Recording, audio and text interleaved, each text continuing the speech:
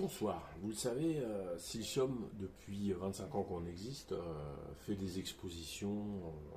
En général, on est connu pour celles sur le jeu vidéo qui plaisent beaucoup. Et nous avons aujourd'hui remis à jour de fond en comble une exposition qui est sur l'histoire du numérique. On avait fait auparavant l'histoire de l'informatique, mais on a décidé d'élargir le scope au numérique, c'est-à-dire à tout ce qui existe autour de nous, qui dépasse le simple cadre des ordinateurs, ça peut être les téléphones et l'accès à l'information.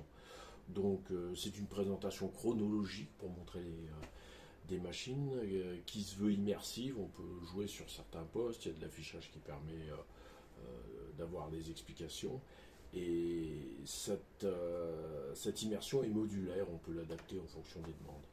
Donc vous allez découvrir un rapide survol que nous allons faire au milieu de l'expo durant cet accrochage à Aigues-Vives, que l'on remercie au passage. Et j'espère que vous serez intéressés. N'hésitez pas à nous poser des questions sur le sujet. À bientôt.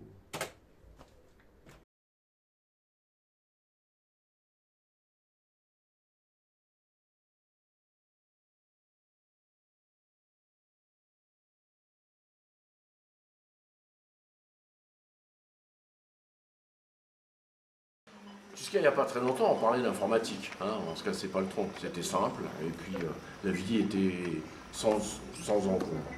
Aujourd'hui, on parle de numérique. Bon, globalement, c'est un peu la même chose. Sauf que je pense que ceux qui ont décidé ça, d'abord c'était les anglo-saxons qui parlaient de digital. Ils se sont dit, ouais, on va prendre large, on va prendre tout l'univers, qui soit virtuel, les réseaux sociaux, tout est numérique. Bon, aujourd'hui, on parle de numérique. Donc c'est une expo qu'on avait déjà faite avec de l'informatique il y a facile 15 ans. Et là, la mairie d'Aigues-Vives nous a demandé, était intéressée. Du coup, ça a été l'occasion de la refondre. Donc j'ai rajouté la présentation chronologique normale et puis des éléments sur aujourd'hui, demain, après-demain. Donc ça commence avec des machines, voilà, le numérique, c'est pas que de l'électronique, comme vous savez, de la bonne vieille mécanique avec des cannes et des bielles. Ensuite, on va en Italie, donc là on était en Suède, c'était assez froid, d'ailleurs vous voyez les couleurs grises, voilà. On va en Italie, où de suite il y a de la couleur, il y a du design, ça dit bonjour. Donc une machine italienne des années 50, donc on passe, ça c'est la préhistoire on va dire, et on passe aux années 50 avec cette machine italienne de grande qualité.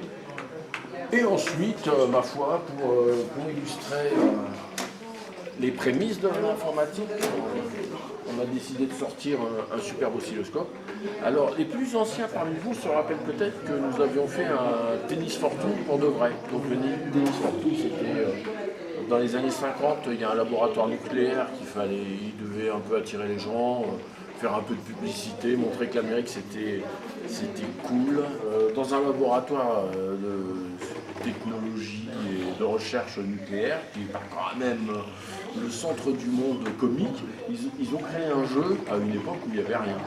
Et il y avait un jeu de tennis, alors c'est pas un jeu de tennis comme le pont qu'il y a juste après, c'est un jeu de tennis vu de côté, où on voit le terrain plat comme ça, le filet, donc là vous avez le filet, chacun d'un côté, puis on voit la balle avec une traînée derrière. Le début de l'électronique, ce superbe oscilloscope de chez Tektronix, marque américaine, c'est le premier à avoir un écran carré, il faut le dire. Et là, on est en 1961.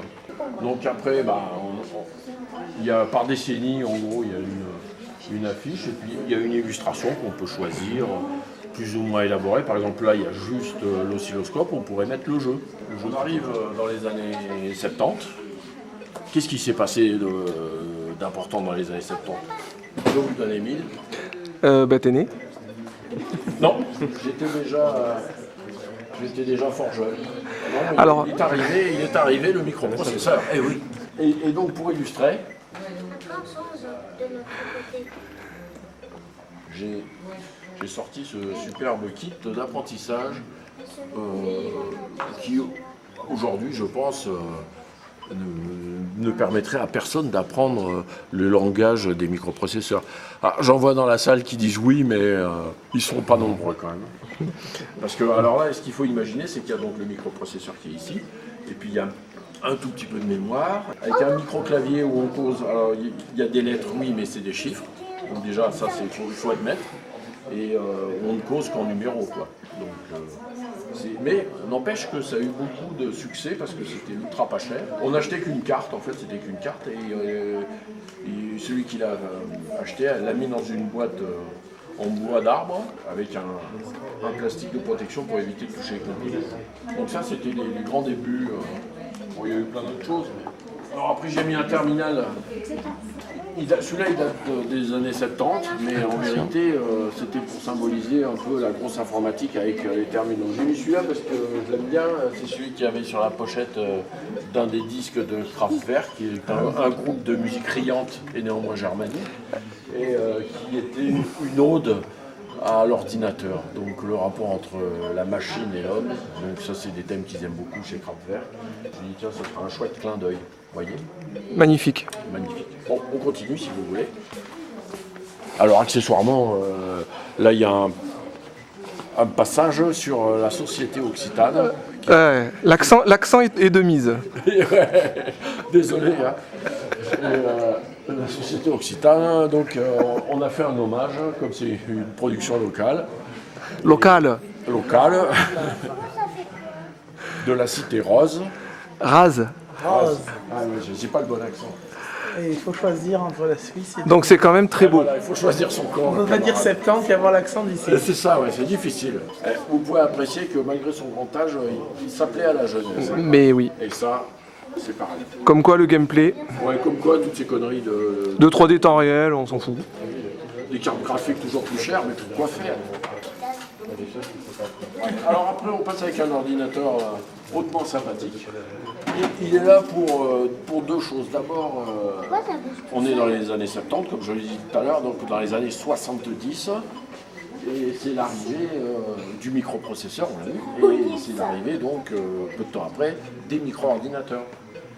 Et l'Apple II faisait partie des premières machines à succès, et nous, on peut se permettre d'en mettre une parce que c'est fiable, on en a un certain nombre, et qu'il y a des trucs, production de jeux bien sympathiques.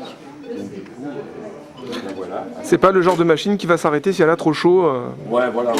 Elles tiennent le choc. Ah, bah voilà, avec une belle disquette, il y a marqué ne pas toucher, en espérant que le programme ne plantera pas. Et celui-là a été utilisé tout à l'heure avec beaucoup de plaisir visiblement.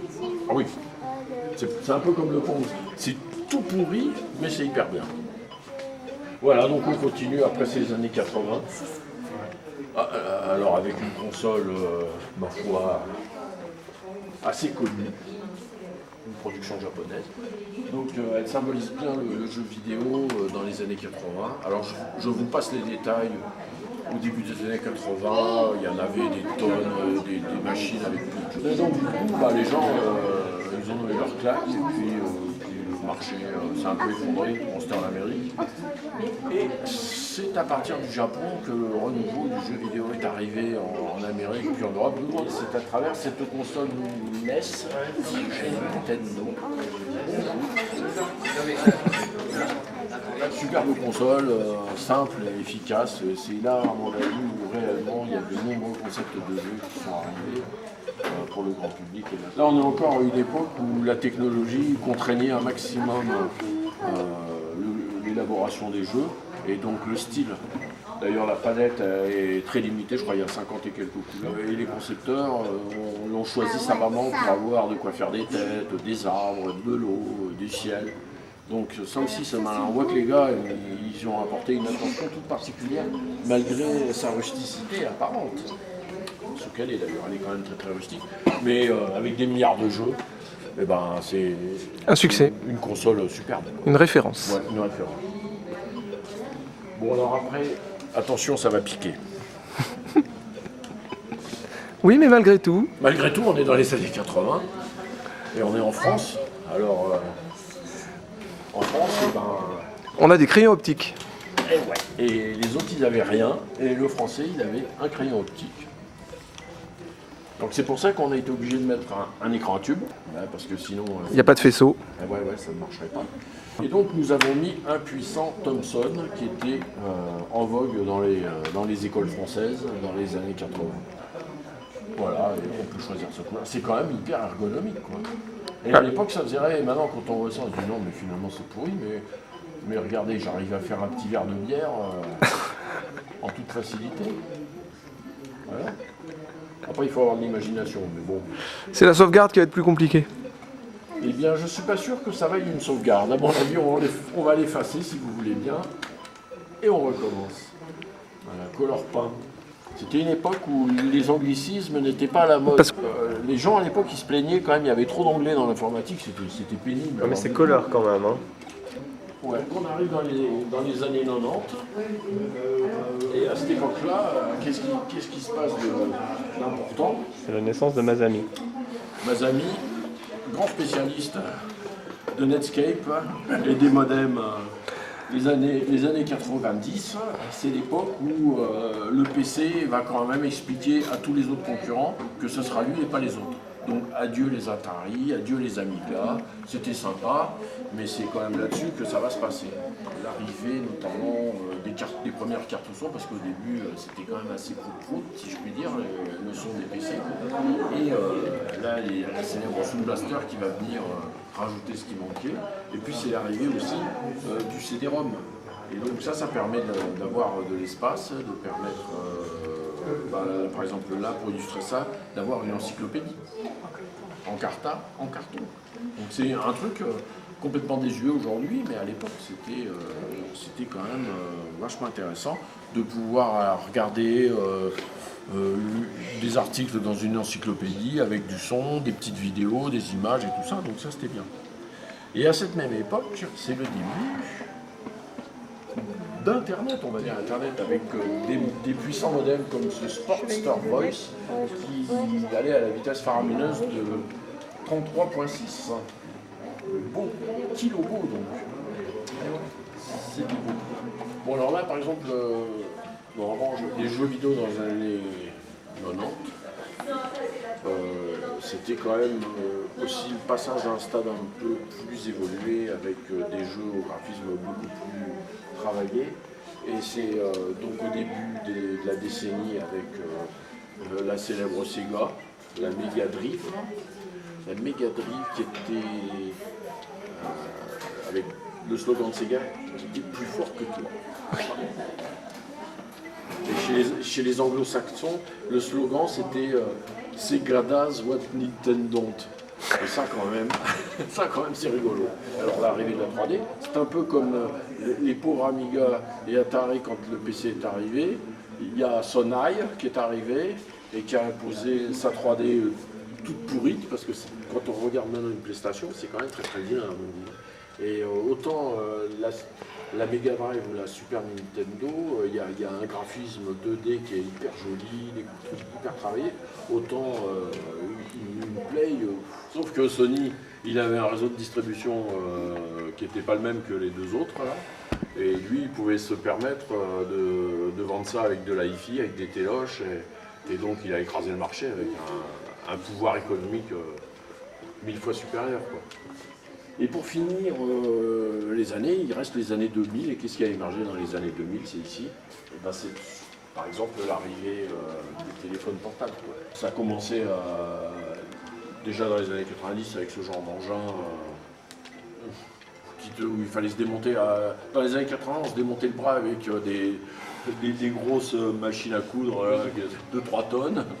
Et bah là, c'est pareil, mais avec des téléphones, quoi. Alors, ils étaient un peu plus petits, mais c'était quand même... Il y a eu le Bebop en France, qui était une expérimentation France Télécomienne à Paris, et puis je ne sais plus où, dans quelques villes. À Lyon. À Lyon, il y a eu ça, ouais. Et là, ils ont... bon, c'était l'idée, quoi, mais c'était hyper contraint, quand même. Il fallait être tout près du bord. Et t'avais tous les kidams qui étaient dehors, moi aussi. Tu étais sous le porche parce que dès que tu étais à l'intérieur du bâtiment, il n'y avait plus rien de capté. Il y avait les mecs qui clopaient dehors. Non, ils clopaient dedans encore à cette époque-là. Et puis il y avait ceux qui téléphonaient, qui étaient dehors, qui faisaient les marioles. Bref, c'était une belle époque. C'était les années 2000. Donc pour finir, on a bientôt fini. Aujourd'hui, l'informatique dans notre quotidien. À quoi ça sert le numérique aujourd'hui, puisque notre vie sociale est complètement noyé dedans. Ouais. Alors j'ai noté quelques trucs, il y a la dématérialisation, maintenant tout est numérique. Les jeux vidéo, les éditeurs ne rêvent que d'une chose, c'est de proposer des jeux dématérialisés aux grandes dames des collectionneurs. Et puis il y a la grosse donnée aussi. La grosse donnée est partout. Et puis là j'ai noté aussi les formations MOOC. Donc ça c'est la formation à distance pour chacun et massive. Après j'ai noté quelques trucs comme la fracture numérique. Donc il y a des gens, chez eux ça capte pas. Il y a des gens, ils n'ont pas la thune pour se payer un smartphone. C'est l'illettrisme électronique. Alors il y a un mot raccourci exprès, l'électronisme, moi j'aime bien ça. Mais c'est un réel problème ça. Après il y a un autre aspect intéressant, c'est l'Internet des objets. Donc l'Internet des objets, c'est mon frigo est capable de commander de l'eau parce qu'il n'y en a plus. Et le rétro-computing, le rétro-informatique, ça c'est notre cœur de métier, c'est-à-dire tout tombe en panne. Et il faut les réparer pour que ça marche, pour que les petits-enfants qui jouent au jeu, ils ont envie, ceux qui ont envie, et ils seront nombreux, j'en suis sûr, de voir comment ça fonctionnait dedans, et bien qu'on soit capable de leur donner des machines encore qui fonctionnent vaguement. Et demain, alors, qu'est-ce que l'avenir, hein, pour finir? J'ai noté quelques pistes, après il y en a des tas d'autres. Vous avez les crypto-monnaies, dont on en parlait. Alors après il y a l'apprentissage profond, ça j'aime bien, parce que moi j'ai toujours eu du mal à apprendre. La réalité virtuelle, ça c'est un peu tarte à la crémien, c'est-à-dire ça fait 10 ans qu'on nous dit oh, c'est l'avenir, il y en aura partout tout le temps. Mais en vérité, je pense que c'est maintenant. Et après il y a le métavers, ça j'aime bien. Il y a un côté dune, mais de l'espace, vous voyez. Cette superbe exposition s'accompagne d'un superbe livret qui explique tout ça dans le détail, peut-être mieux que moi d'ailleurs, et qui présente un peu tous les concepts pour que les gens puissent en profiter au maximum.